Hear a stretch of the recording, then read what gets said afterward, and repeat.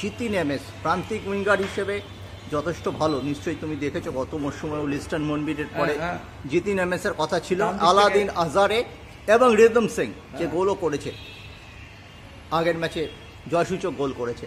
এই যে ত্রিভুজ, এর মোকাবিলা কিভাবে করবে ডায়মন্ড হারবার? কোনো অসুবিধা নেই। আমাদের তো নতুন তো দেখেছো কার্টুন এসছে, আমাদের মাঝমাঠ রয়েছে, আমাদের কোচ এগুলো সব দেখেছে। আমরা লক্ষ্য রাখবো কীভাবে ওদের ব্লক করা যায়।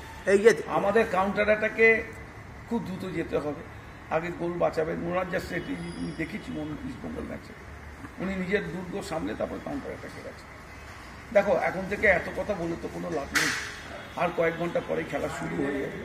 সুতরাং এইটুকু বলতে পারি, ডায়মন্ড হারবারের ছেলেটা সুস্থ আছে, ভালো আছে, সবাই ফিট আছে, তারা ভালো ফুটবল খেলারই চেষ্টা করে। তুমি যে কথাটা বলেছো, তাদের হাতে রয়েছে। তুমি যে কথাটা বলেছো যে খেলা হয় মাঠে, মুখে নয়, অবশ্যই সেই কথাটাই এই ম্যাচের হয়তো ট্যাগলাইন হতে পারে ডায়মন্ড হারবারের ক্ষেত্রে। হ্যাঁ, আমরা কথা বলবো কেন? কথা বলার কিছু নেই, যা বলার হয়ে গেছে। আমাদের নিয়ে কে ভাবনা চিন্তা করেছে, কে আমাদের কথা বলেছে লোকের কাছে? কেউ বলেনি, আমরা বলেছি, শুধু তোমরা বলেছো।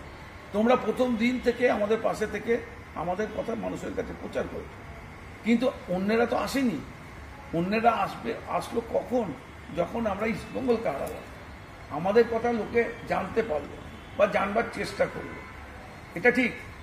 এই 3 বছরে আমরা ইস্টবেঙ্গল, মোহনবাগান, মোহামেডান তিনজনকেই কিন্তু হারিয়েছি।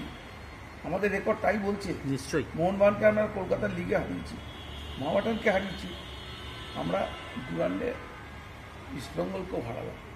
এটা আমরা করে ফেলেছি, কিন্তু তার মানে এটা নয় যে আমরা একেবারে আকাশে উঠে গেছি। আমরা চেষ্টা করছি ভালো ফুটবল খেলার, মানুষের মন জয় করার, অনেক সদস্য সমর্থককে আমাদের দিকে নিয়ে আসা।